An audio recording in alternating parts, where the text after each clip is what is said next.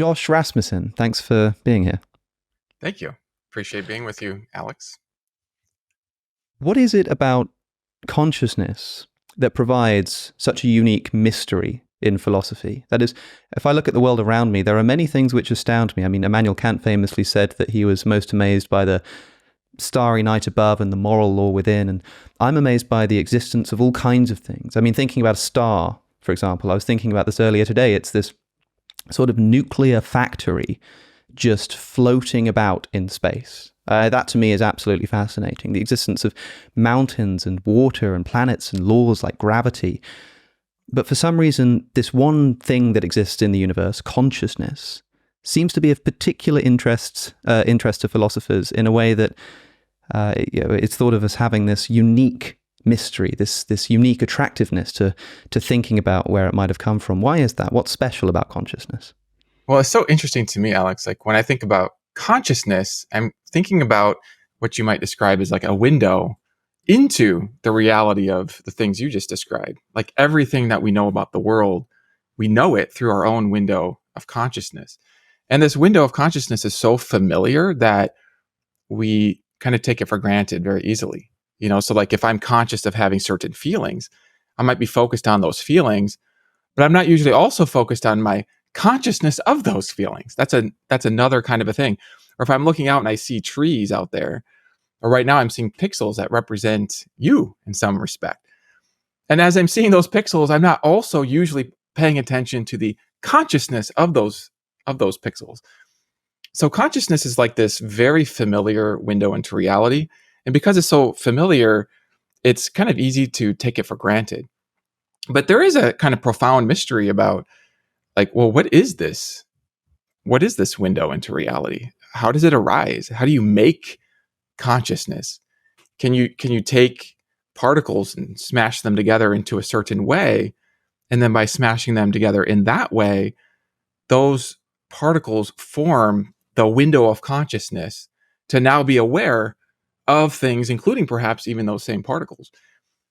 That I would say is a mystery that I think about. But there's another way, Alex, in which consciousness is like the least mysterious thing because it's the most immediate. It's like the most familiar, the familiar experience of just being aware of things.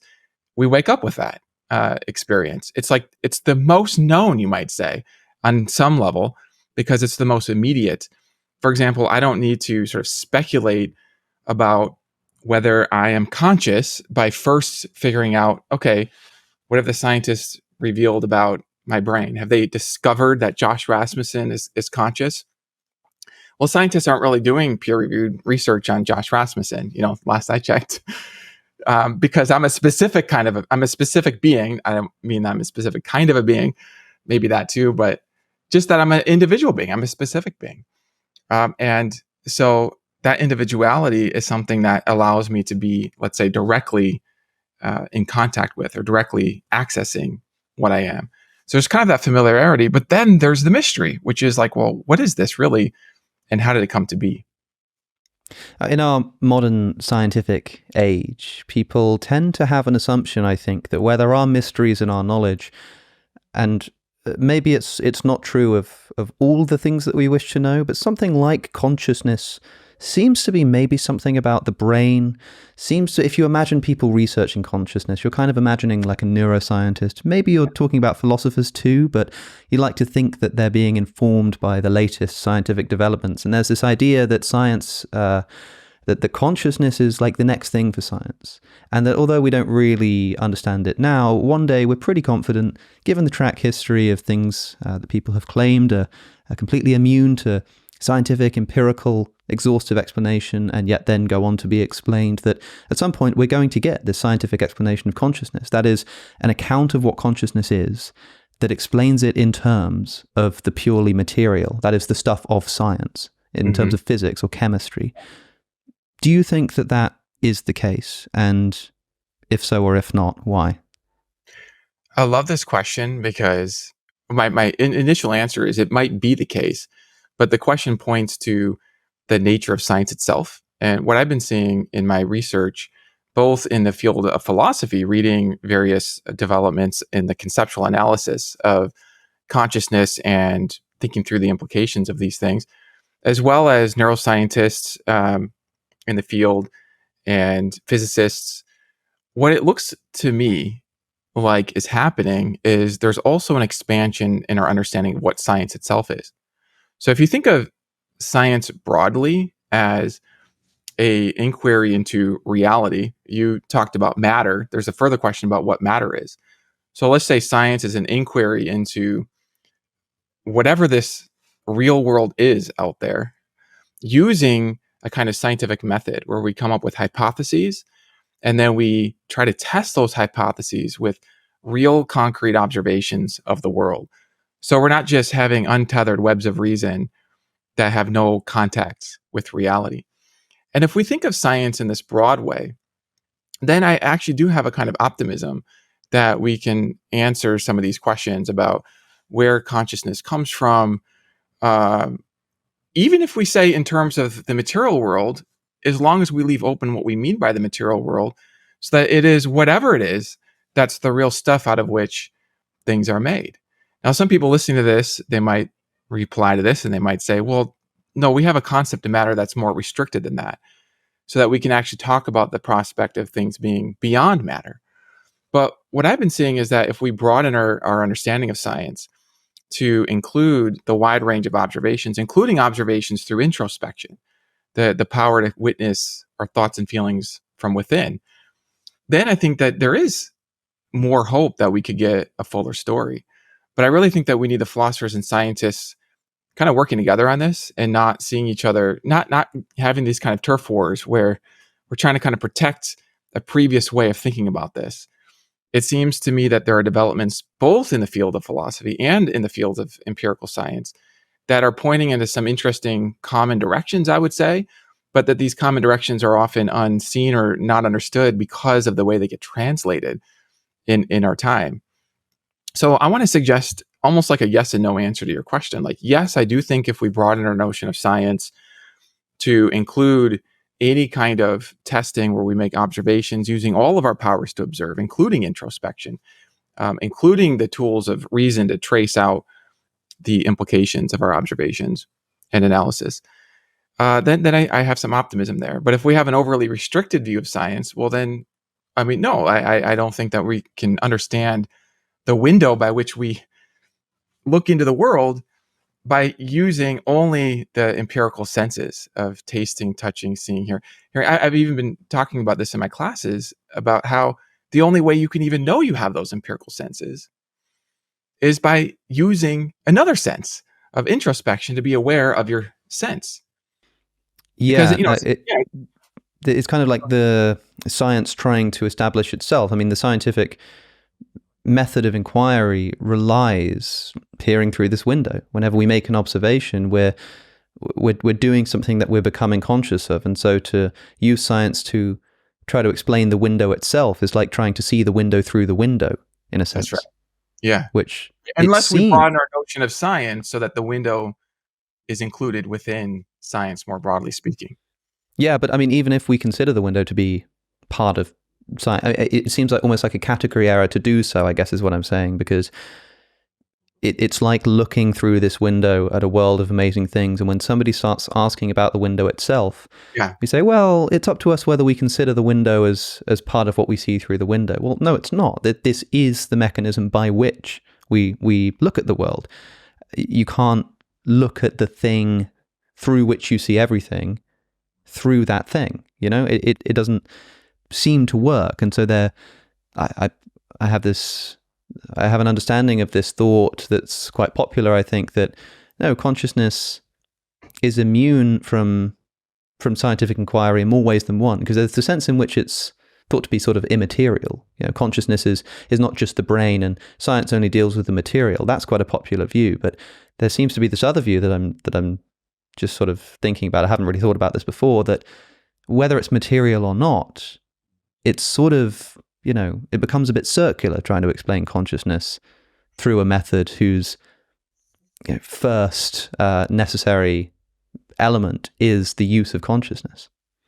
Well, I'm totally with you here that there's a kind of circularity in seeing the window through that same window, right? There's a kind of self-reference problem. And this problem that you're pointing to gets at foundations, not just of science, but of epistemology, theories of knowledge, and philosophy in general. I mean, there's this general question about how you can know anything, including even the knowledge of your own window of awareness.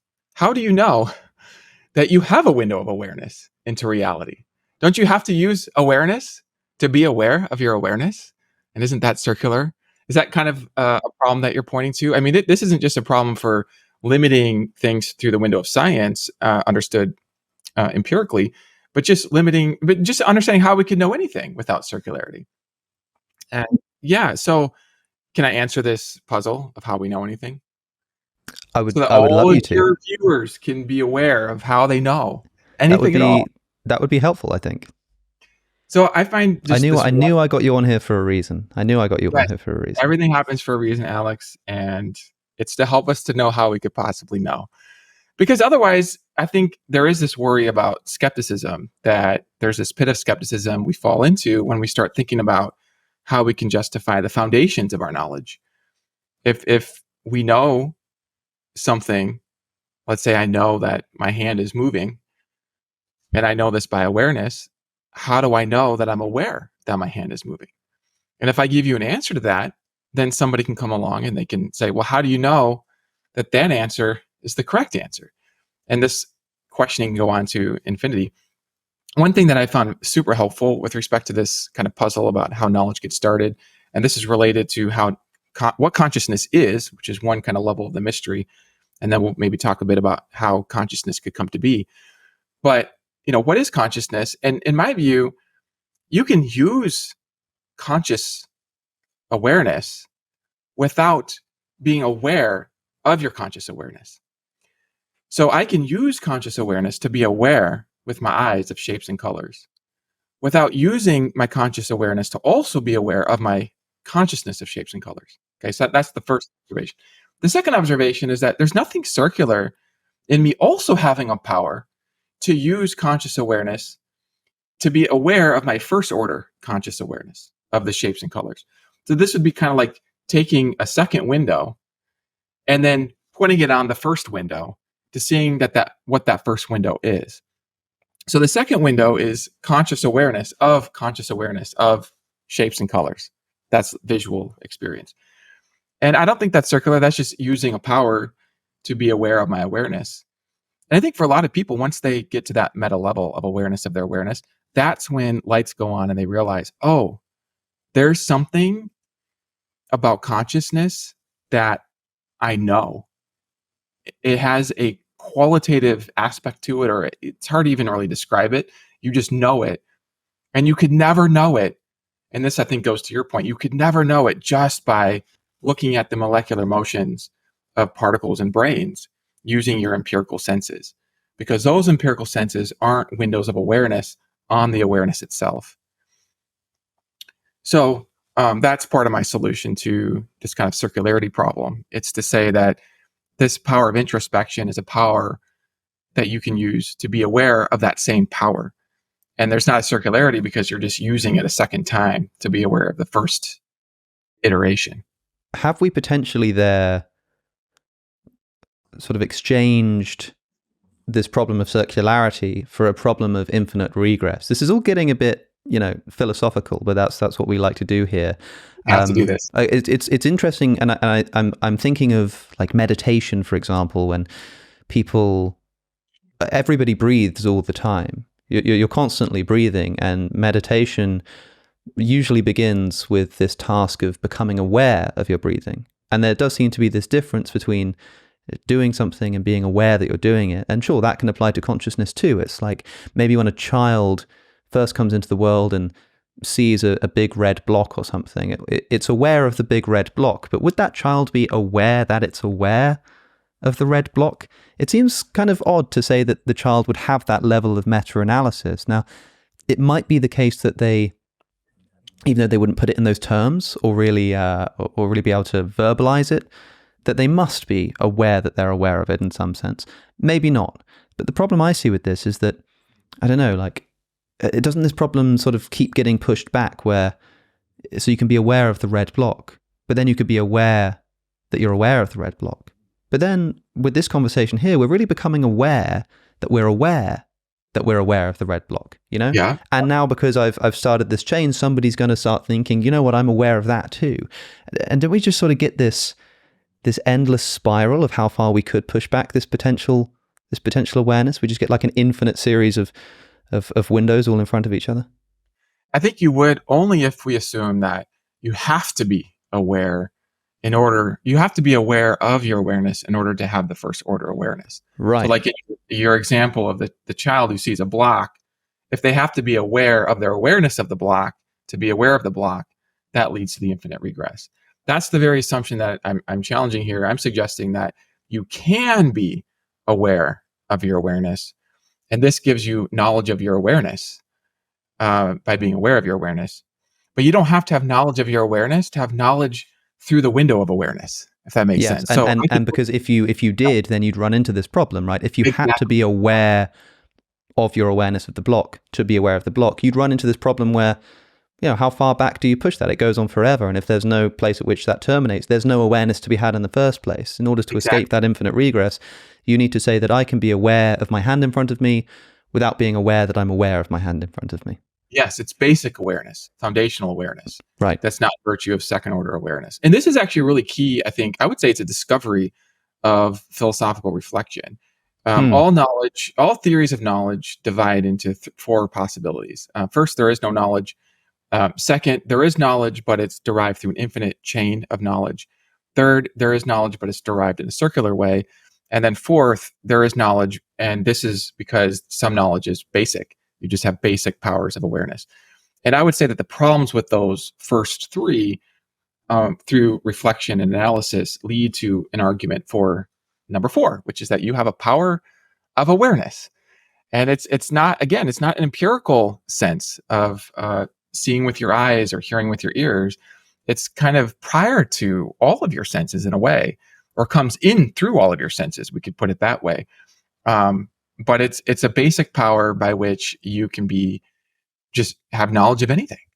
Do you think it's a special kind of sense? I mean, typically there are 5 famous senses, but it's fairly well known that there are in fact more than those. For instance, your sense of balance is a sense other than the famous 5. And maybe we've got this thing called the sense of like introspection. Yeah.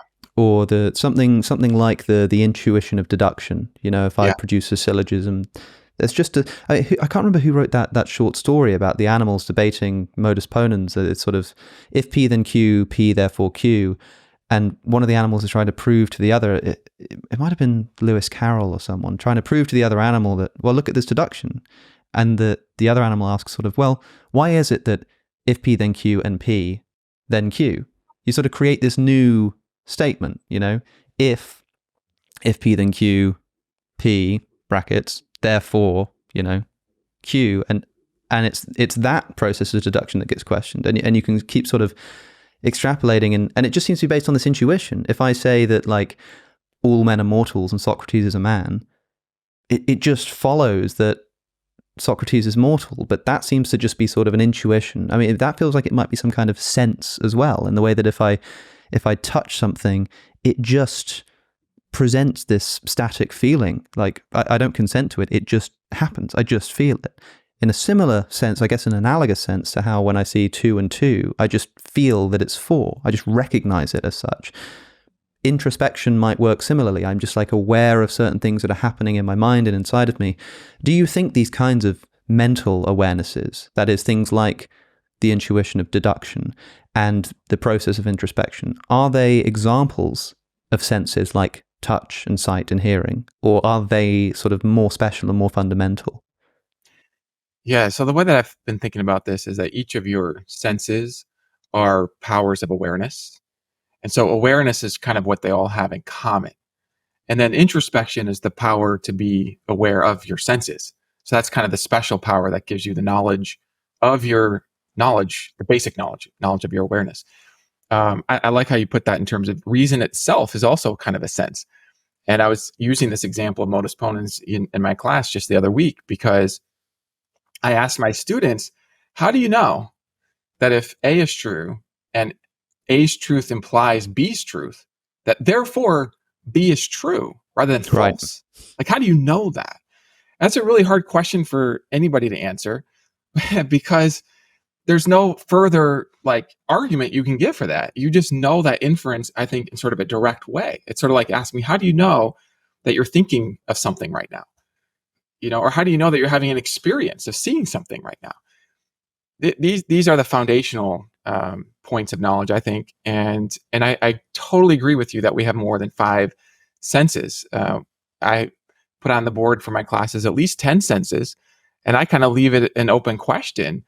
I think sometimes we limit ourselves, we limit our powers to get the treasures of truth because we get really good at some of our senses, but we don't realize we've got these other powers as well that we can utilize to investigate reality. And I would say that what all the senses have in common just is this basic act of conscious awareness.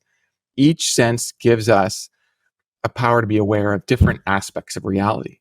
So vision gives us the power to be aware of shapes and colors. And it's a further question whether those shapes and colors exist in a mind-independent world or in a mind-dependent world. That's a different question. It's an interesting question, but I don't think we have to resolve the question about the nature of the contents we see to recognize that we're seeing things of that category, that we're actually having conscious awareness of shapes and colors through vision. Through hearing, we get consciousness of sounds, right? Through the sense of reason, we get consciousness of logical deductions, like modus ponens or modus tollens. So I think we have all these different powers, and consciousness is kind of the root of all of those powers. This goes to the significance of consciousness. This is why consciousness is our window into reality, because consciousness is kind of this power in all of the windows, in all of the powers to see, in my view. I suppose one thing that people might want to point out is that the physical senses are just that, they're physical. And I guess awareness itself, all of the other senses seem to go through this thing called awareness. And so if it is an example of a sense, it seems to be the foundational one. It seems to be, not so much the guardian at the gate, but the gate itself, like you say, a window. But there's also this feeling that there's something a bit more immaterial about the stuff that's going on in the mind. But like I say, we live in a fairly scientific, and I should say materialistic age, in which people assume that materialism, if it doesn't explain most things, probably will at some point explain most things. And it does seem like consciousness has something to do with the brain, right? Like you don't get consciousness, as far as we know, without a brain. And it seems as though in order to affect my conscious experience, something about my physical brain needs to change. And similarly, I seem to be able to change people's conscious experiences by prodding their brain. I don't know that from experience. I just know that from so I've been told in a scientific paper. I've never actually done that myself. This is the grand mystery, I think, in the opposite direction. I mean, the mystery for the materialist is why we have this thing called redness, which doesn't seem to be present in the brain. If redness is just in your head, then why is it that I can't open up your head and find redness itself, not just the neural activity correlated with redness? If the materialist says, well, no, redness is it's obviously not in the object or in the air because these are just electromagnetic waves. It's processed by your eyes. It's sort of in your brain somewhere. Well, redness isn't. It's just brain activity that's correlated with the experience of redness. If redness itself existed in the brain, I'd be able to cut open your brain and find redness, but it's not there. So where does it come from? That's the mystery for the materialist. But for the person who just says, well, that's because consciousness is immaterial. Of course, redness exists sort of immaterially. It's a thought. It's part of your mind. Yeah. For them, the mystery is then, why is it that I can't have this redness, this red experience, without there seemingly needing to be correlative brain activity? So right. Which of these mysteries do you think is more problematic in which direction? And how might we go about sort of, I suppose, trying to answer these? I'm plagued by both of the mysteries deeply. So on one side, you describe the kind of interaction problem of how the kind of conscious experience of thoughts and of colors and of smells can interact causally with neurological activity in a brain. So that's a deep and vexing question. And then there's another mystery that you're pointing to, which is like, well, how does neurological activity in brains like give rise to the consciousness in the first place?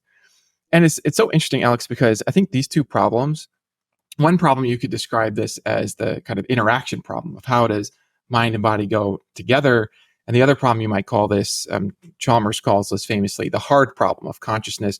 How can you explain the kind of qualitative, introspective aspects of consciousness that you know in the first person experience, the smell of coffee, the taste of chocolate, out of purely, let's say, third person spatial aspects within a brain that are complex, they're moving in certain ways. And I sort of thought of these two different problems, the interaction problem, the hard problem, as very far apart in my mind. And I was thinking, yeah, the hard problem kind of presses against certain materialist views. Not all materialist views, because you can broaden your notion of matter itself. Galen Strawson, for example, would call himself a materialist, but he understands matter to include these qualitative aspects of consciousness. I know you talked with Philip Goff on your show, and he also would include these aspects of consciousness within matter itself, sort of in the intrinsic nature of the material world. So there are broader forms of materialism that can maybe address the hard problem. But here, what I discovered in my own work is that these two different problems are kind of maybe two wings of the same problem. So the interaction problem kind of is a problem about, like, how can these different kinds of things, spatial aspects of brain matter and experiential aspects of conscious thinking and feeling, how can those things interact? If sometimes people say, well, the hard problem shows that you can't get consciousness out of mindless brain matter. That's what the hard problem seems to give us, that you can't explain the mind out of the mindless matter. But if that's right, then how can you explain the interaction between the two? I mean, there's kind of a two sides of the same, I think, deep problem, which I've been calling it a materials problem, because you need sort of the right materials to be conscious. So my short answer is I'm really vexed by both, and both problems have led me on a journey to kind of reconceptualize and rethink my starting points. I think I've inherited some concepts through culture that have guided me to view the world in a certain way. But as I re-examine those concepts, I'm coming to a view that kind of allows me to use different words, if that makes sense, to kind of re-describe what we might be and how we might fit into the world. I hesitate to even use the word material world, because that word material is so variable in its meaning. But I want to just say, all of us thinking about this face a question. How can us, the kinds of beings we are, who apparently can think and feel and reflect and understand the question, who have a window of awareness into the world, how can we fit into the world by any means? And I have in my notes a series of problems that we might get into, 7 different construction problems that philosophers are worried about, not just philosophers, of course, but people looking into the nature of consciousness are thinking about, how can we fit into the world, whatever it is, whether the world is immaterial or material, whatever its nature, how do beings like us fit into that? Because no matter what your view is, I think you're going to have problems. There's 7 different problems I have in my notes that everybody faces. Okay, it's not just, the classic materialists. Everybody faces these problems. And I think thinking about these problems can help everybody from every perspective get a clear vision of what's at stake in explaining this profound mystery of consciousness. And not just consciousness, beings who can be conscious. The being that has the consciousness also has to be explained. Yeah, I've seen you speak on a few podcasts just about reflecting on this idea that, we all like to, if we're sort of into philosophy, we like to think we've considered why there's something rather than nothing. That's in a sense the foundational philosophical question. But like really reflecting on the fact that there's no rule of the universe that we can discover that necessitates that any of this was here. I think I heard you on one podcast talking about the idea that the universe could have just been full of green balls and nothing else. Like there's no, and that would be really weird. It'd be really weird if there just existed this thing called a universe with these sort of physical green balls inside of them. But like, is it any more weird that we find ourselves in a universe with, like I say, sort of nuclear factories floating in the sky with little rocks going around them, and on that little rock you've got these kind of atoms that bump into each other in such a way as to produce, first person conscious experience? Any one of those things seems to be sort of entirely contingent, right?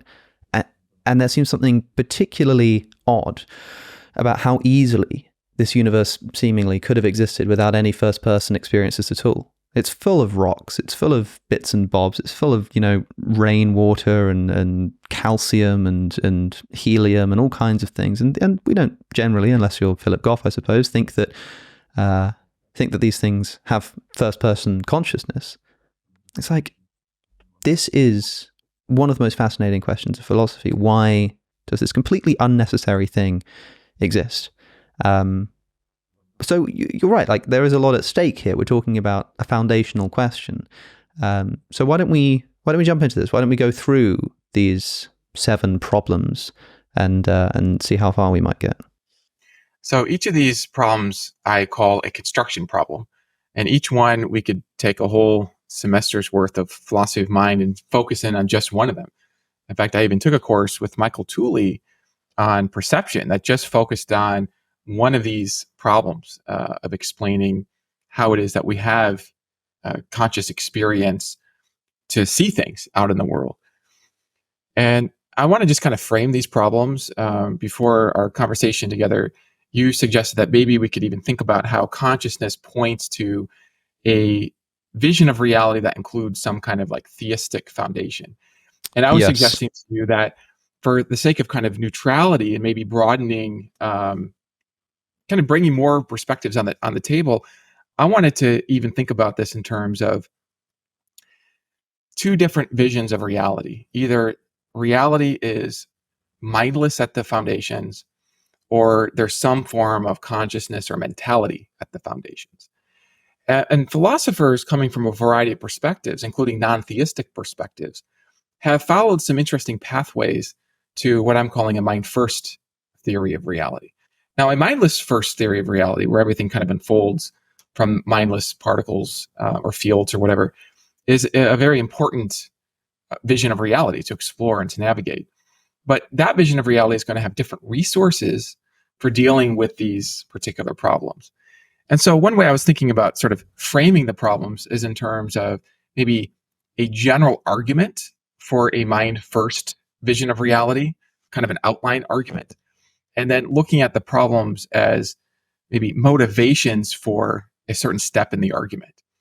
And so if I could kind of just and it's worth just emphasizing, I think, what you said about the difference between fundamental mind and something like theism, right? There are atheistic, or at least secular theories of, I suppose, implications of consciousness that, yes, there is mind at the fundamental position in the universe, but that doesn't necessarily entail something like traditional theism. I mean, Philip Goff would be a good example of somebody who thinks that consciousness is fundamental, that you don't get conscious emerging out of non-conscious. But that doesn't, I think it's just often implied when we have this kind of conversation at a popular level that somebody who's trying to say, yes, there's mind at the basis of reality is some kind of religious apologist trying to establish the existence of God. But that's not necessarily the case. Yeah, I mean, Paul Draper, for example, sent me an email where he said that he's finding this kind of mind-first view of reality to be a live option in his mind. David Chalmers, he thinks of some kind of mentality, maybe you call it proto-mentality or some kind of qualitative aspect of mind as being foundational. Kastrup, he's a philosopher who calls himself a naturalist who's followed a pathway not to support religious views. He wasn't coming at this from a religious perspective. He still calls himself a naturalist, but has arrived at a kind of mind-first vision of reality. My dialogue partner, Felipe Leon, he goes by the screen name Ex-Apologist. Okay, so he's not a religious apologist, he's ex-apologist. And we had a nice dialogue on the existence of God. In the name of the book, our book together was, Is God the Best Explanation of Things? And what was so interesting in our dialogue was that he also was finding a certain pathway to thinking that the foundational layer of reality includes some kind of powers of mind. He talked about natural teleology, the sort of an arrow of aiming for things, or some kind of qualitative aspect of consciousness, kind of leaving open different theories of how that might look. So I think it's very interesting because I think there's a certain impression in the popular culture about the nature of the debates, where it's kind of like there's the physicalists and then the dualists who are arguing for their religion. That's kind of like, I would say, simplified popular impression. And then what I find behind the sort of doors of academic halls are non-theistic physicalist philosophers who were just curious to understand how we could exist by any means. And so it's these physicalist philosophers who are spearheading these problems, these challenges, these construction challenges of seeing how we could fit into the world. So we can go through the list. We'll see how far we go in this list. But I think that just to kind of outline my argument here, I have two forms of an argument for mind being first, and then we'll look at the problems. One is a kind of deductive argument, which just starts with the premise conscious beings exist. So beings who can be aware and who can think and feel, those are real. Second premise, if mind is not fundamental, if there's no sort of foundational mentality, then conscious beings would not exist. And you might think that's the premise to question. The hard problems of explaining how we could exist are the pointers that support this premise. In fact, it's very interesting because a number of philosophers who've been persuaded that if mind is not fundamental, then conscious beings couldn't exist. They're eliminativist philosophers. So they would deny the first premise that conscious beings exist. I've met a few philosophers in the flesh who told me that they were skeptical that there are real conscious beings as we might know them through the first person, because one of them said very explicitly they didn't think that that could be explained in terms of the physics.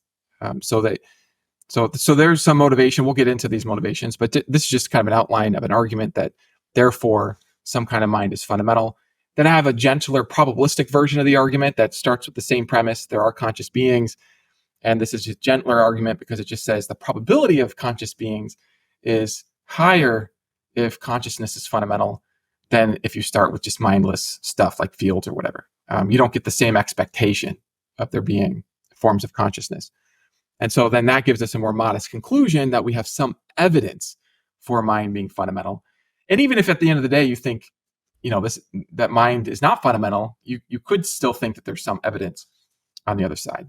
Is there something, we've got these 7 problems specifically about consciousness and I guess like the interaction between the physical and the mental, but to say that that mind is fundamental, if we say that material is fundamental and that mind kind of emerges from material, it's a mystery, but we're sort of imagining something like atoms in the right organization produce this thing called consciousness. But to say that mind is fundamental, does that mean something sort of like the reverse of that, whereby somehow material actually comes about from mind in a like is that what you're sort of talking about here, that like in the way that materialists think that the mind is either emergent from material things or is just an arrangement of material things, that somehow like material stuff is just a particular arrangement of mind or is emergent from mind? Is that what you're talking about? So I love this question because I want to clarify two different things. So one thing has to do with the meaning of material. I'm kind of happy with a broad notion of material, like the notion that Galen Strawson uses, where it's just the stuff that physicists are studying, but we're not going to fill in what is the nature of that stuff. And if we understand material in that broad way, then you can be a mind first theorist and think that this stuff, this material stuff, has a fundamental mental aspect. Maybe it has other fundamental aspects as well, but it doesn't give rise to mind later down the scene. It's just this material stuff includes mentality within it, if that makes sense. So that's the first thing I wanted to clarify, is that you can be a kind of materialist in a broad sense and still think that mind is sort of deeply in matter all the way to the foundation of matter. Okay, that's the first thing. And then the second thing I want to clarify here is that a mind first theorist has certain resources for explaining various aspects of matter, maybe the spatial aspects of matter. So, for example, Carlo Rovelli, in his book, Reality is Not What It Seems, he's a pioneer in quantum field theory, and he talks about the spatial aspects of matter emerging out of more fundamental aspects of matter that's not itself spatial. And so this kind of leaves open the possibility for theorists to come along and fill in how mental aspects could cause or motivate or give rise to other kinds of aspects if you're a mind first theorist. For example, Donald Hoffman has an article called Objects of Consciousness, where he spells out in some kind of technical detail how he thinks that we might be able to analyze some of the fundamental aspects of physics in terms of prior, more fundamental aspects of mentality. And so he would make the argument that there's not actually an explanatory gap between having a mind at the foundation of reality, and then getting various material aspects that we observe in physics, that in our laws of physics, because we actually have the vocabulary and the logical analysis. In fact, we've done that to an extent. We can actually show how to analyze mental aspects in terms of more fundamental aspects in mentality. I offer in kind of a broad way a strategy for doing this as well in my own work, in my book on consciousness. So those are my two clarifications. First, that you can actually be a mind first theorist and also be a materialist and think that matter is a foundational stuff that has foundational mental aspects.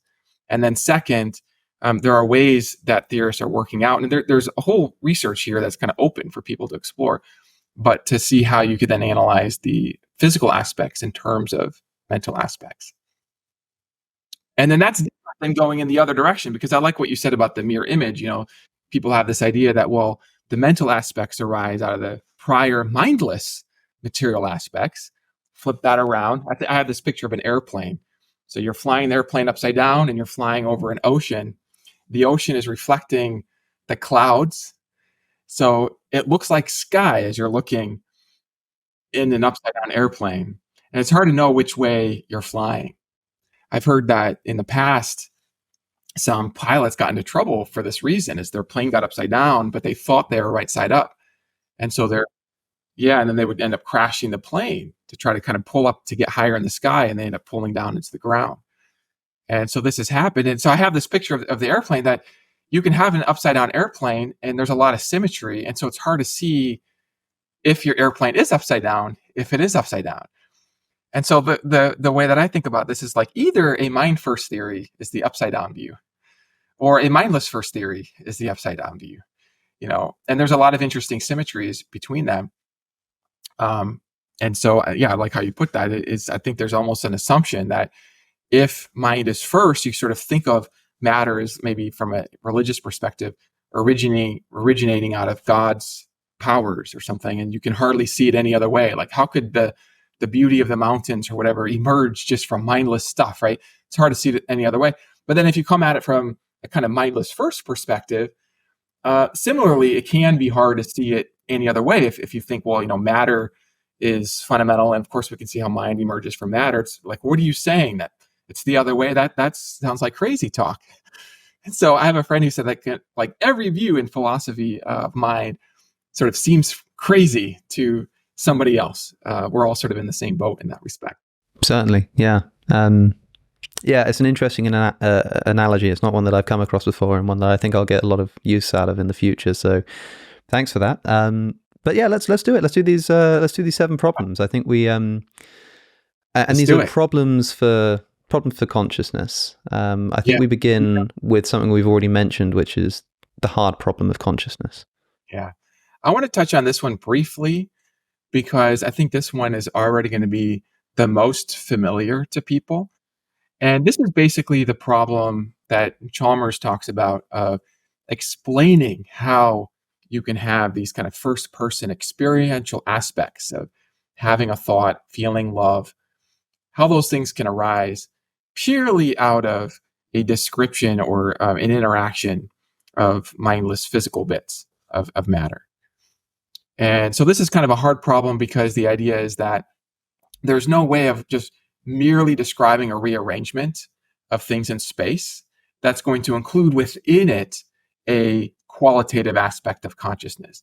And I find that examples kind of draw this out. So here I have a little circular toy that I got from my kids.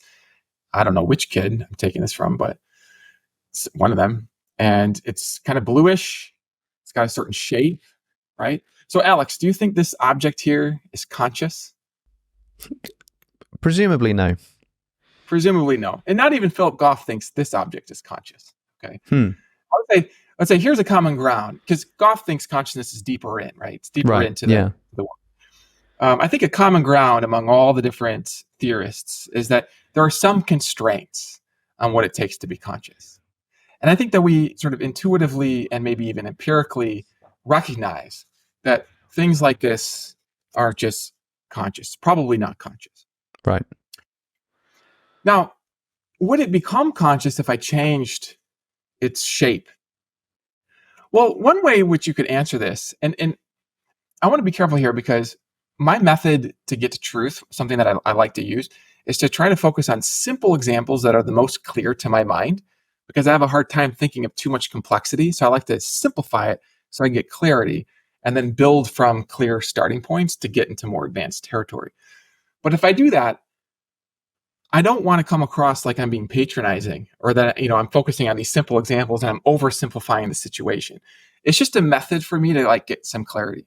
And so when I look at this object here, I think one thing that seems clear to me is that a feeling of love is not the same thing as this particular circular shape. And I think I can tell you how I know this actually. I know this by direct acquaintance with shape and direct acquaintance with the experience of love, the qualitative aspect of feeling love. I've had that feeling and I've been able to use that power of introspection to be aware of that qualitative aspect. I've been, with my eyes, acquainted with shape.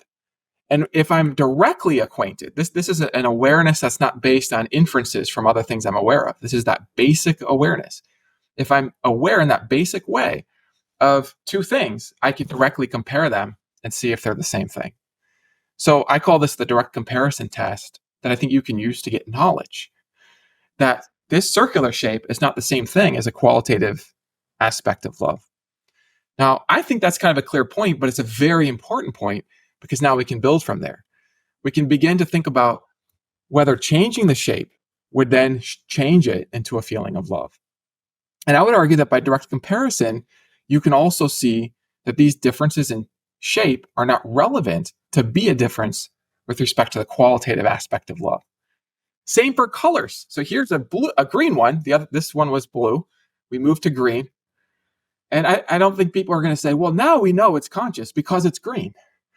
I think we all understand actually by reason. I think it's actually by reason we can see that the difference between blue and green is not a difference in being in a state of love. I think it's not the kind of difference that would affect its consciousness or its how closely it begins to approximate something like a subjective feeling like that of love. That's right. Now I want to be careful. There could be some kind of law, like a psychosomatic law, a mind-body law, that says that once things are in a certain configuration, then there's consciousness associated with this configuration. This is related to the interaction problem of why neurons in a brain, once they get to that configuration, then there's consciousness correlated with that. So there's definitely correlation. So I want to be careful. I'm not arguing against correlation.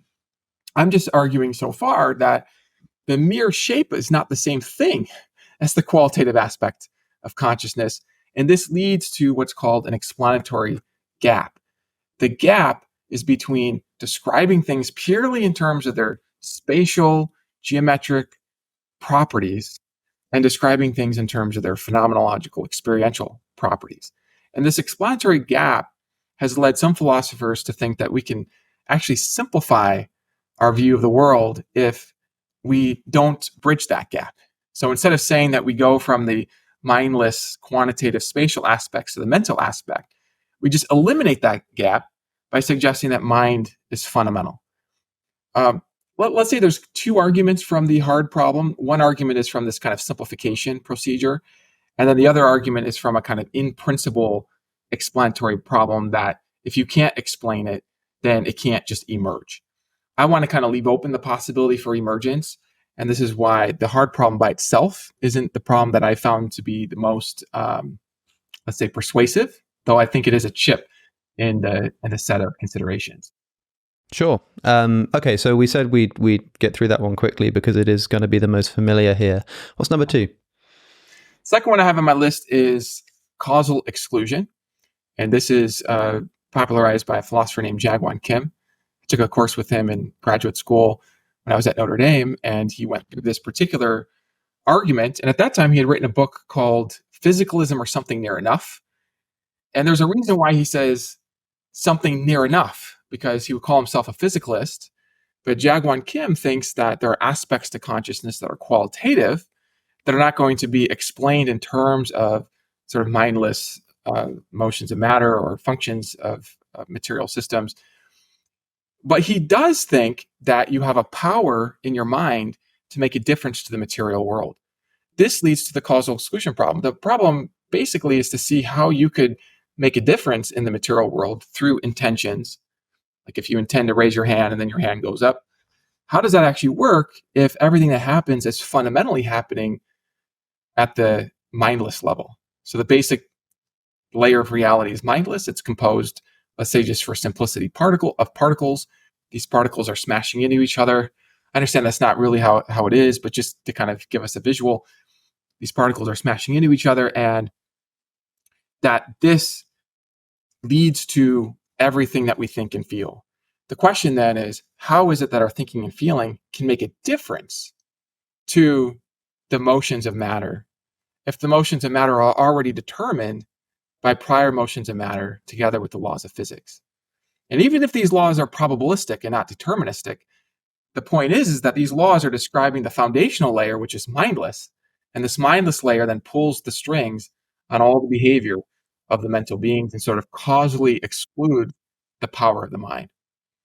A reason why I think this is a problem is that there's a lot of scientific evidence, I think, for the power of mind to make a difference. In the psychology literature, for example, there's all sorts of techniques. I have a sister who's a therapist. She talks about techniques that you can do in your mind to affect your body. And this is, I think, evidence of a kind of mental causation in the world. So there's an open question or challenge as to how you account for mental causation if the world is fundamentally mindless. And there are various possible solutions to this challenge. How you can account for mental causation if the world is fundamentally mindless? That's it, yeah. If the mindless bits of reality are pulling the strings on all of your thoughts and feelings, then how can an intention to raise your hand make a difference to the world if everything that happens is fundamentally explained in terms of the physics? There's a kind of causal closure of the physical domain that's kind of working in the wings here, that everything that happens in the physical world is fundamentally already determined by something else that's happening in the physical world.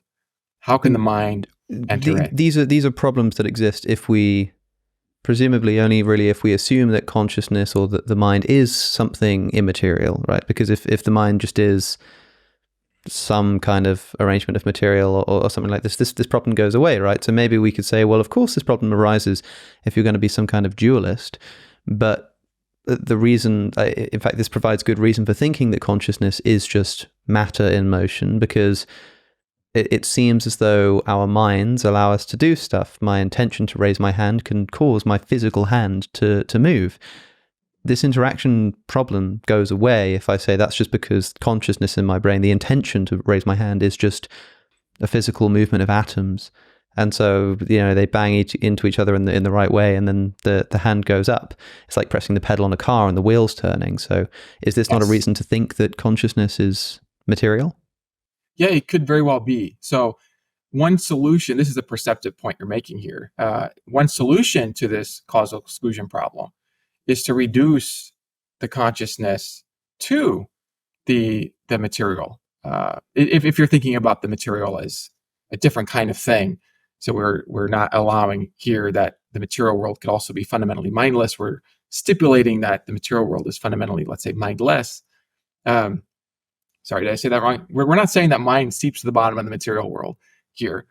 We're saying that the mind reduces and is explainable in terms of mindless motions fundamentally.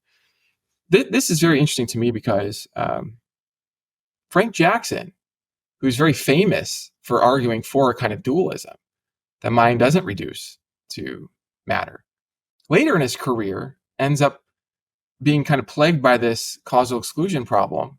I mean, earlier in his career, he ended up actually just saying that the mental states don't make a difference, that there's no mental causation. Then later in his career, he was more convinced that there is mental causation. And this led him to the solution that you just proposed, a kind of reduction. And this also is why Jaegwon Kim, in his book, Physicalism or Something Near Enough, uses that near enough, because he thinks there's something about consciousness that's not reducible. But in order for there to be mental causation, he thinks there's something else about consciousness that is reducible. So he ends up reducing the part of consciousness that is causally effective.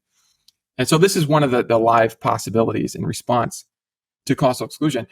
For my part, I don't think, well, I actually kind of have two problems with the reductive solution. First, I don't think reductionism is true. And I think because of that direct comparison test, I think it's possible to just know through direct awareness of conscious qualities from the inside, the first person aspects of consciousness, and compare them with various candidate aspects in physics and see that they're not the same thing. Unless we loosen our understanding of the physics vocabulary, the physics vocabulary is describing consciousness sort of from the outside, in which case, then you could have a kind of reduction, but this could point to a mind first reduction, where mind is sort of an intrinsic aspect of matter that's doing the causal work. What about that comparison test of like sort of, you know, the circular shape of a toy versus the feeling of love or something? And if we change the shape of the toy, it doesn't seem to more closely approximate love. But I mean, we had this caveat that maybe there is some arrangement.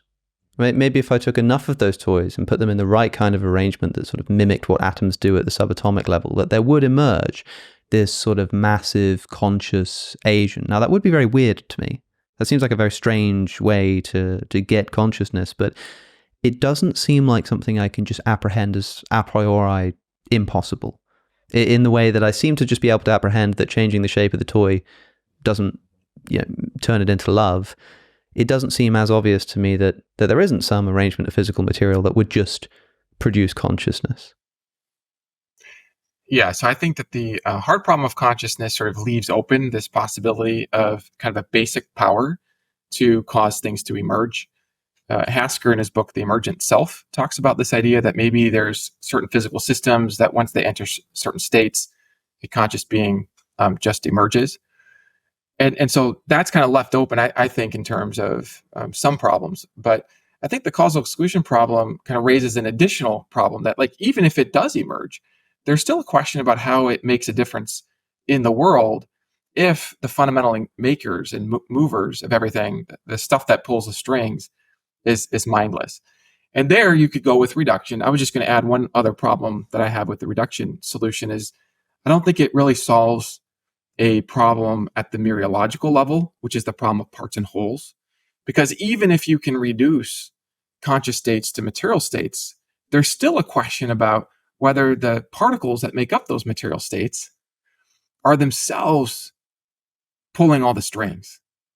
And if those particles are governed by laws of physics and you don't have control over laws of physics and the particles are pulling the strings in everything you do, then there's another kind of argument that you still become a puppet even on some forms of reduction.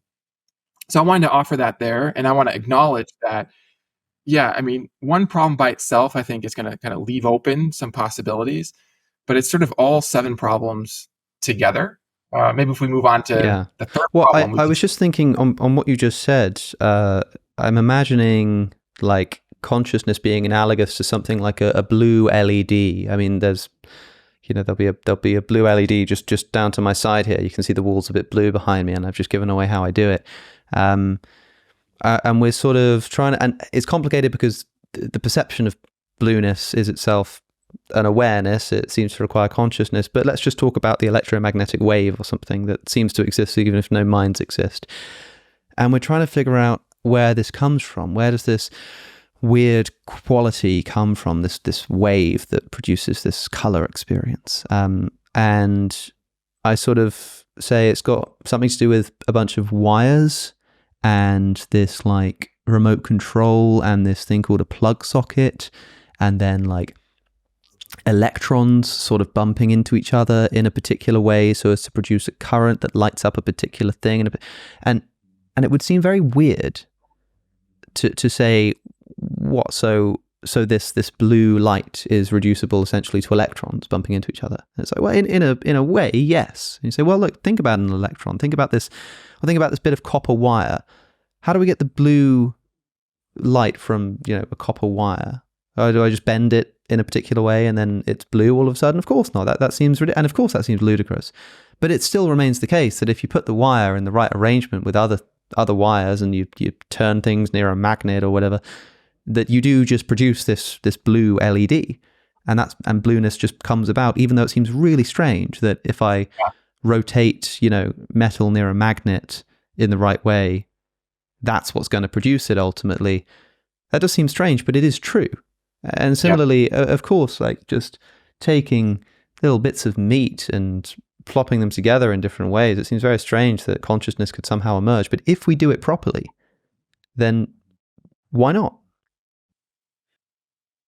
So one thing I love about this question is that it points to different concepts of emergence. And I talk about 3 different concepts of emergence. There's what's called weak emergence, strong emergence, and then what I'm going to call incongruent emergence.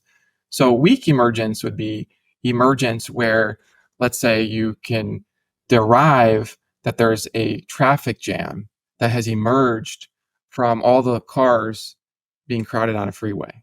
You can actually derive that there's a traffic jam by knowing the information about the positions of all the different cars, and you can logically deduce that the traffic jam has emerged. That's weak emergence because you can use logic to derive the emergent phenomenon just from a description of all the entities in play.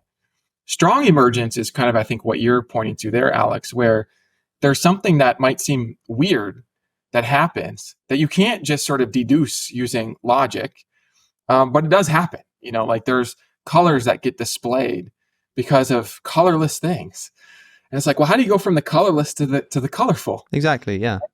Yes, and this also plagues me. It's like that's very mysterious, but that doesn't mean it's impossible, right? And so I don't want to make an argument from ignorance where it's like, well, I don't understand how this works, so therefore it doesn't work or couldn't work.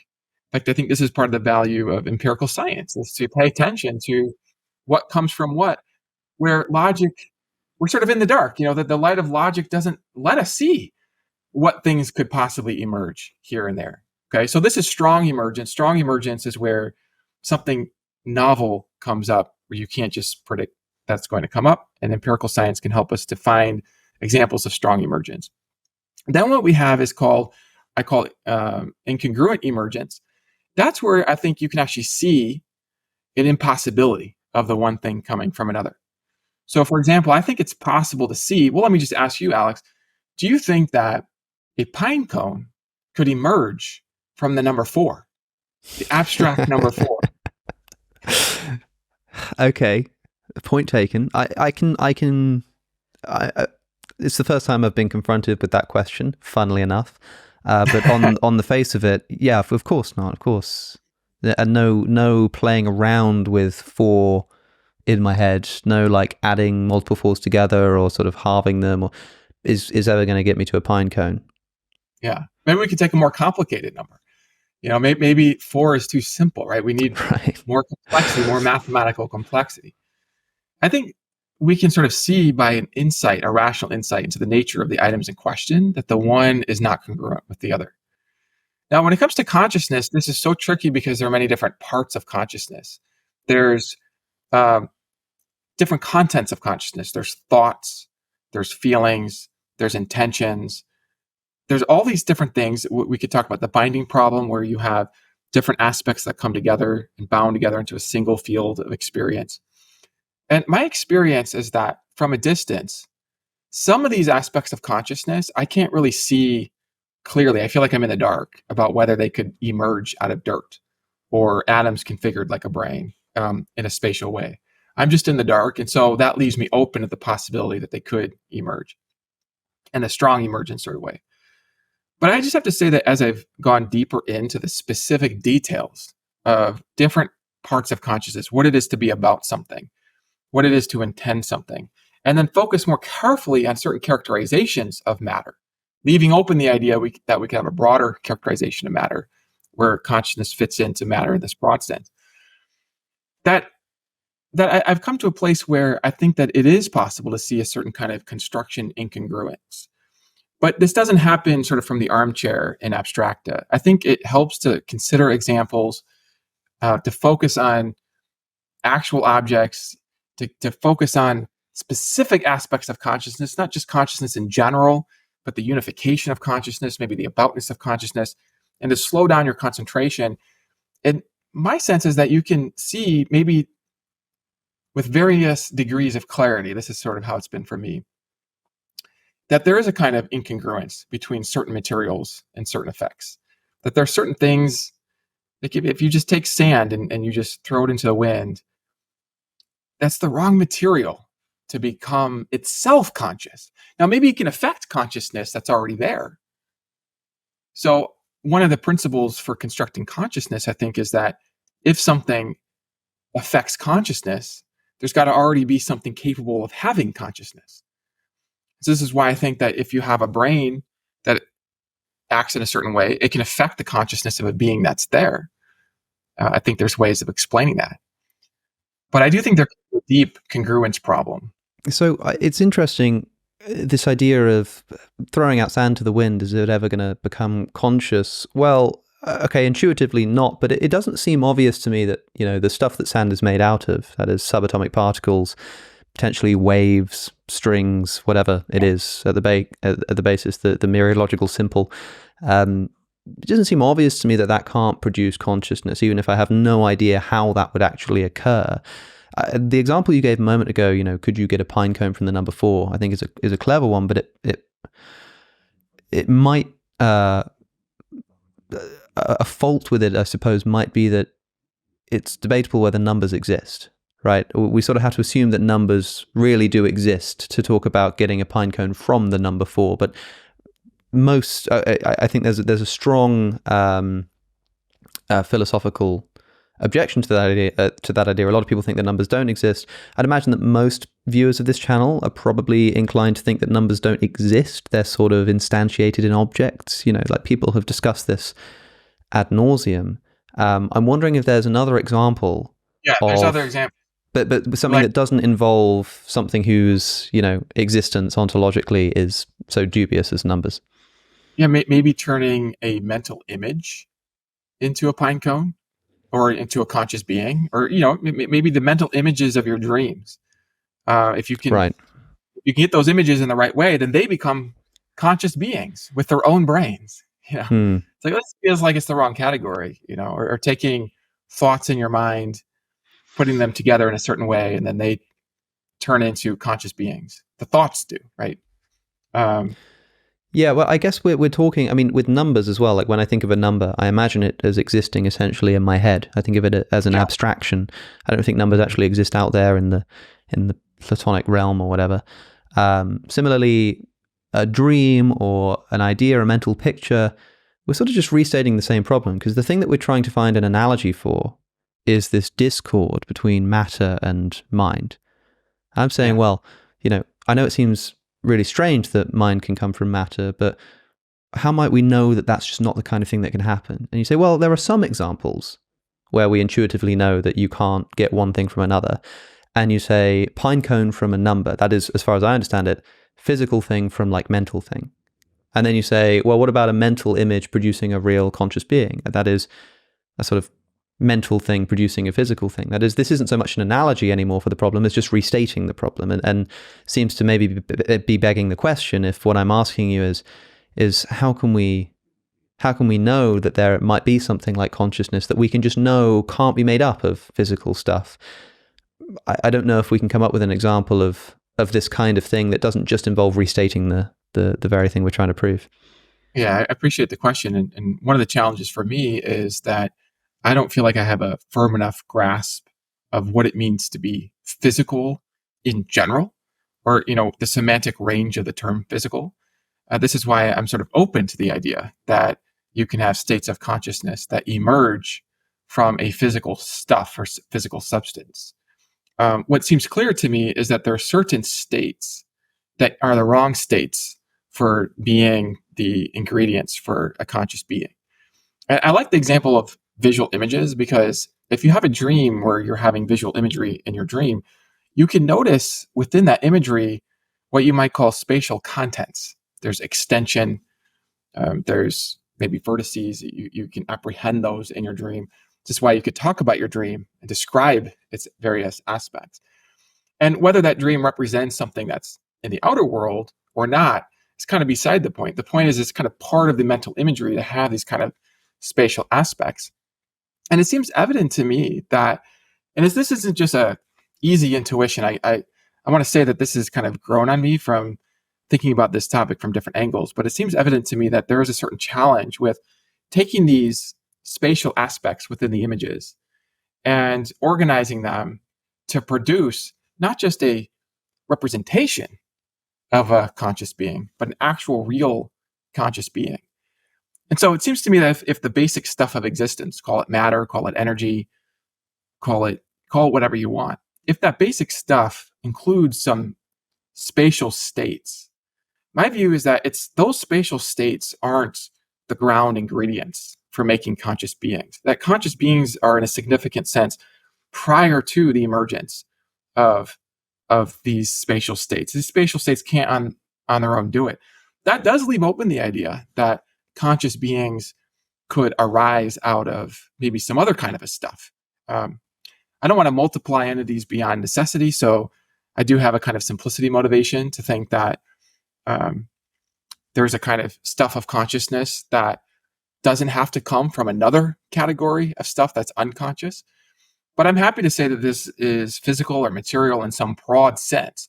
It's when we get very specific and we focus on particular aspects of like shape or color that it seems evident to me. And this, again, is just one particular line that kind of points to the idea that there's a construction problem of building us out of those states, leaving open the idea. And I think it's good to leave open the idea that maybe there's a broader concept of matter, according to which we are rooted into a material world. But it's just not limited to spatial categories, if that makes sense. Well, there's, as you pointed out, there's seminars and book length debates that can be had about every single one of these subjects. But why don't we move on to number 3 while we still have the time to do so?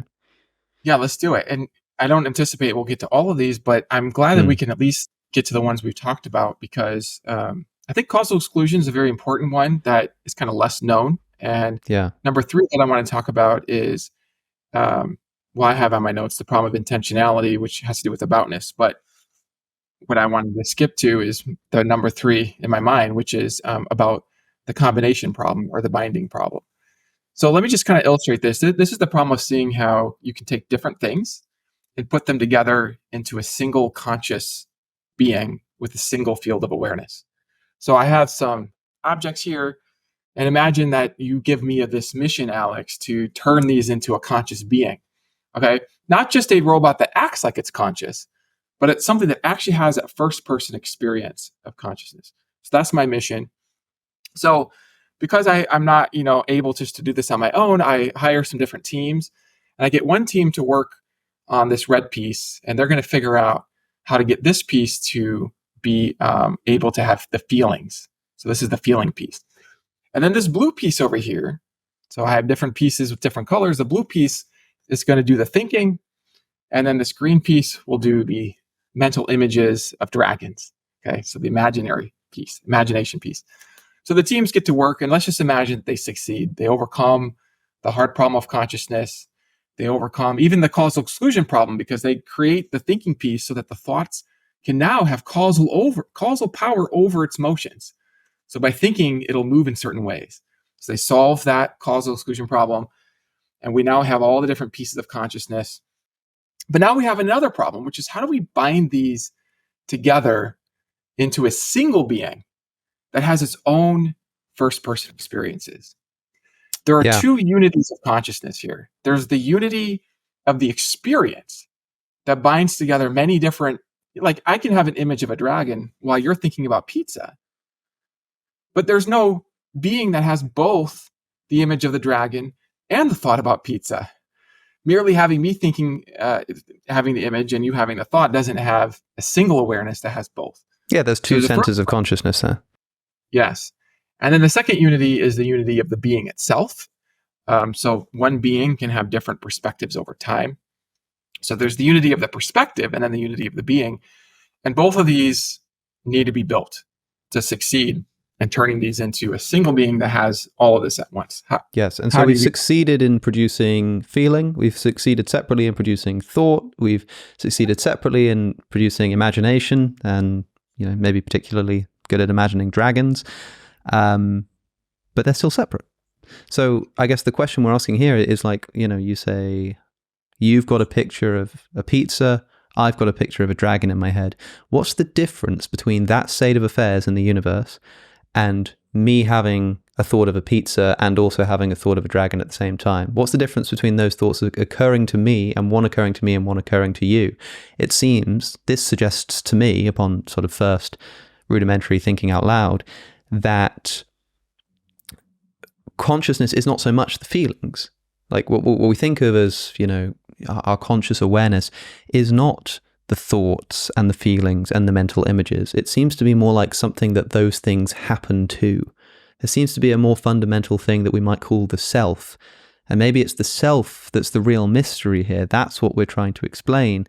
And everything else, like the thoughts, the feelings, because they're not necessarily unified, they become unified in the sense that they both happen to the same person. In the same way that you could get hit by a car, or I could get hit by a car. If these physical things just both happen to me, if it's like one of us gets hit by a train, one of us gets hit by a car, that's separate. Well, what's the difference between that and me getting hit by both the train and the car? Well, it's that these two physical things happened to me rather than to you. And so if we produce feelings and thoughts, it doesn't seem like we've produced the person that they're going to happen to. In other words, even if your team succeeded in producing thoughts and feelings and mental images, if they hadn't simultaneously produced the kind of thing that they can be given to or instantiated in, maybe you wouldn't actually get consciousness, so to speak, at all. That's beautifully put. That is so well put. Yes. So there is this question about what unifies the different elements within consciousness. And I like what you said about the self. Maybe there's a unifying being, which is the self. I call it a conscious substance in my work. It's the kind of thing that's able to unify different things into a single field of conscious awareness.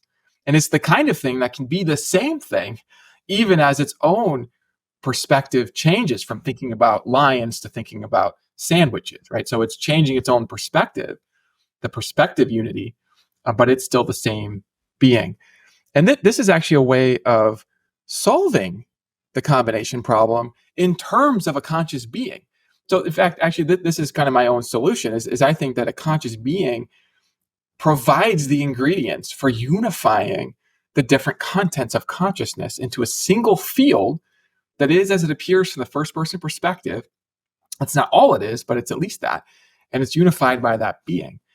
So now the question is, are there other ways of accounting for this? Because let me just draw this out a bit.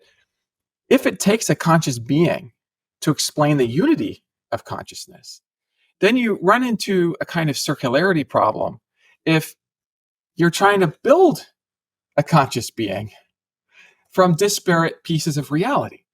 Because now it sounds like you need a conscious being to already exist to unify those pieces of reality, in which case, in order to build that conscious being, you need to have a conscious being already there to build the conscious being. And that's a kind of circularity problem. That's, I think, a deep, deep, deep problem. But there are other possible solutions. And I think the depth of the problem comes into my own light more clearly as I run through the different solutions. We don't need to go through them all here, but just to kind of illustrate, if you have these different pieces, one idea is that, this is kind of a rudimentary idea, is that, well, maybe the way you bring them into a single field of awareness is by bringing them closer together. They're sort of unified into the same brain, right? You just get them closer together. If they're close enough, then they're thereby part of the same experience, right? This is kind of like, let's say you have a mental image of some sky, and then I have a mental image of an ocean and maybe a beach. And then we want there to be a mental image of some sky above some ocean. So what we do is we put your head on top of my head. Does that generate the mental image of both together? No, you just have two beings with two images. You don't have a unification. Merely putting them closer together, we could take my brain and get it integrated into your brain. So another idea is that, well, maybe there needs to be some kind of causal or functional integration. If you can have causal or functional integration, then you can solve this binding problem. Then you can have all these elements bound together. But I ended up making the argument that for every way that you spell out that functional integration, you can imagine a scenario where you have the functional integration, but you don't have the experiential integration. Or you do have the experiential integration, but you don't have the functional integration for various reasons. So that the functional integration is neither necessary nor even sufficient for the integration. And I'm not saying, I don't want to kind of put an exclamation point on this, maybe just put a question mark on this. I think there's good research to be done on how we might explain this. But this does point to another kind of problem, that just because you can build, even if you can build the conscious ingredients, there's a further question about how you unify them.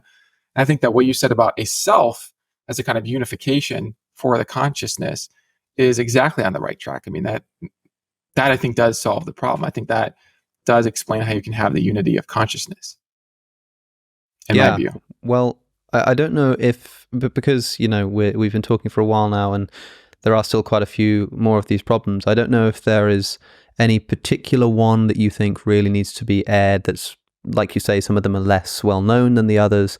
I want to make sure that you've got the opportunity to put in anything extra here that you think needs to be heard.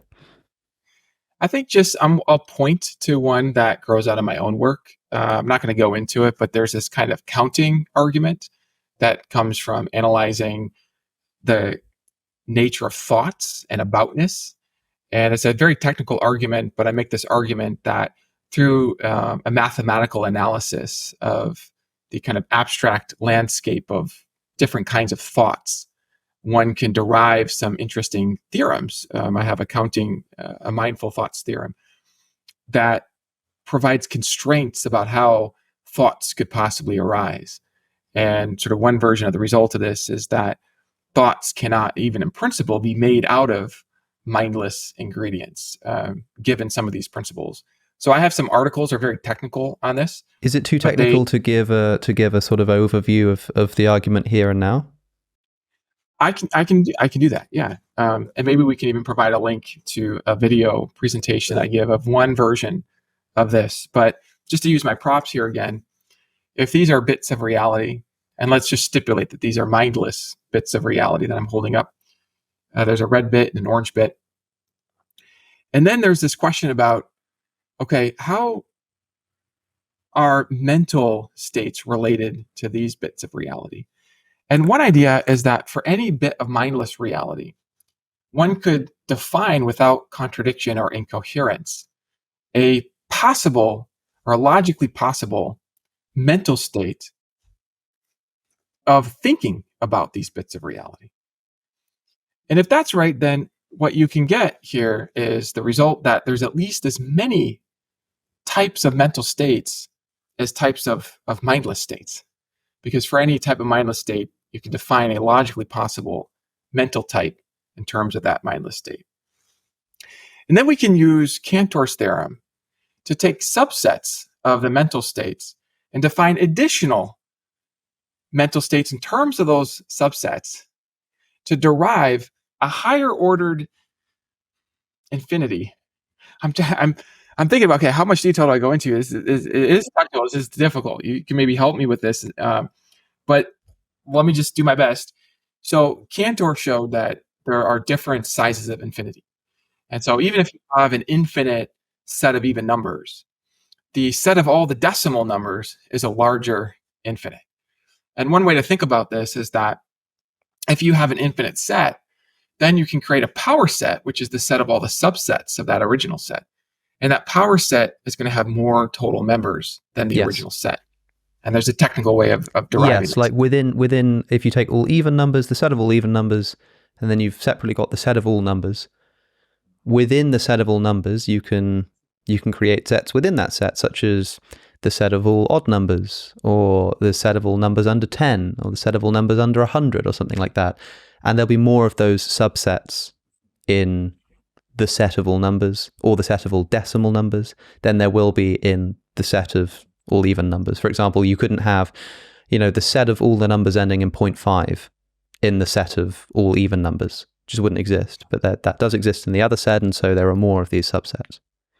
Yeah, and it's so tricky too, because apparently the cardinality of the set of all the natural numbers is the same as the cardinality of the set of just the even numbers, which doesn't include the odd numbers because there's a mapping 1-to-1. So then once you find that out, then you think, oh, then all the infinities are the same, but then you find out that there are infinities where you can't get the mapping. And so then there are actually higher infinities.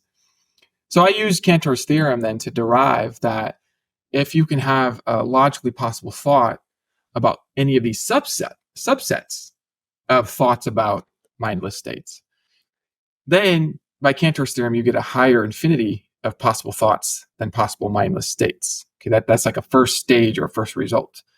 And let me just add here that the way that I motivate this is, see, I don't think any of this can happen without using introspection to witness aspects of your thoughts. You need introspection to be aware that if you're thinking about zebras, if you're thinking that zebras are running wild, then that thought that zebras are running wild has a kind of aboutness to it. And then you need introspection to witness what I call logical links between thoughts, so that you can see that your thought about the zebras or your thought about the giraffes can be joined together to form a more complex thought. The thought that either the zebras are running wild or the giraffes are piling on top of each other. Okay. So you can build these more complex thoughts using logical links without contradiction. And this is so important, because you're using that introspective power to witness these very familiar aspects within your own mind, to then be able to deduce this result that through Cantor's theorem, that there are more logical possible constructions of thoughts than mindless states. And first of all, this implies some problems with reducing the mind in terms of the mindless. So this challenges a certain kind of reductive theory, where you're reducing the mind in terms of mindless atoms in certain arrangements. So thoughts can't just be the same thing as certain atoms in mindless arrangements. That reduction will fail by this argument. Second, there's also a problem of deriving the thoughts out of the mindless. There's a problem with even grounding the thoughts in terms of the mindless. And I draw this out in my book, where I make the argument first for there's too many logical possible thoughts. And then the question people have is, how does all this stuff about what's possible anchor to what's actual? There's this kind of worry, the philosophers are out there in the possible again. How do you anchor this to what's actual? And there I use some deductions to show that given this sort of uniformity of the thoughts are of the same category, then that's going to imply something about our actual thoughts. Like if you're actually thinking about zebras, that's of the same category of being a thought. And it's going to challenge both the reduction and the grounding of the thoughts in terms of the mindless states. And so this would be an independent avenue towards a mind-first vision of reality. Another consideration. Well, I am glad that we left that till the end, because that is, I see what you're saying about the technicality of the argument now. We can link further discussion of this. I think you've done a stellar job, considering just how technical an argument that is. But I imagine that there will be some dedicated listeners still here who are following everything you're saying. I mean, I'm getting a bit lost, I must say. But then you did warn me that this is something that's difficult to try to summarize in a few minutes at the end of the podcast. So I'll make sure that's linked in the description, a further explanation. But it's fascinating, I guess, the different number of, or the number of different ways that we can arrive at this same kind of question or conclusion about mindlessness or mindfulness at the basis of reality. There are lots of ways in. It's not just a sort of straightforward which side of the argument are you on, it's which side of these 20 different considerations are you on, and what might that imply about the nature of reality. So it's always fascinating to talk about, I think. Yeah, I totally agree with that. Yeah, and it's sort of surprising in a way how many different minefields there are to understand this basic question of how could consciousness fit into reality by any means. Yeah, well, I'll be interested to see what viewers of this episode make of I don't know how many we covered. I think we did 3 or 4 of the problems, but before that we had a quite extensive discussion about the nature of consciousness more broadly, and I'm really interested to hear what people have to say. So thank you for taking the time, and thank you for sharing your information with us. It's been a pretty big one, a pretty heavy one, I think. Yeah, well, thank you, Alex. I've really appreciated your work. I feel like you have positive impact, I think, probably beyond what you would normally see, because I think it goes beyond your main audience. I think it ripples out in ways that I appreciate so much. And one of the things that I see coming out of your work is kind of lifting people to a bigger vision of kind of what the world is than maybe certain packages that would sort of limit our vision of reality. And I feel like it's even sort of in your tagline of cosmic skeptic. I love that. There's a kind of healthy questioning of various paradigms. And I think that helps all of us get closer to truth. So I'm just so glad we could have this conversation about one of these big questions. Thank you. Yeah, that's obviously very kind of you to say, and I'm glad that's the case. This podcast, I think we're on this will be episode 40 something of the podcast, but I only really relaunched it properly at like episode 20 something. So it's still quite a new pursuit for me. So it's always nice to hear that, at least somebody thinks that it's going well. So thanks for the kind words. And like I say, thanks for being here, man. If you enjoyed that conversation, then thanks. I'm glad. You can watch more full episodes of the Within Reason podcast by clicking the link that just appeared on your screen. The podcast is also on platforms like Spotify and Apple Podcasts. Don't forget to subscribe. Thank you for watching, and I'll see you in the next one.